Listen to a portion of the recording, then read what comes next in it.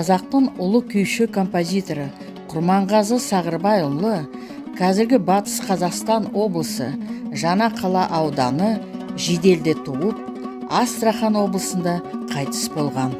Алғашқы шығармаларының бірі кішкентай күйі 19 ғасырдың 30 жылдары Исатайға арналған. Ақбай, Ақсақ киік, Көбек шашқан, Түрмеден қашқан, Адай, Сары арқа сияқты күйлерді нұрлы болашақ, азат өмірді аңсаған халықтың үміті, асыл арманы, ыза кегі, өшпенділігі, яғни өмір тартысы суреттеледі.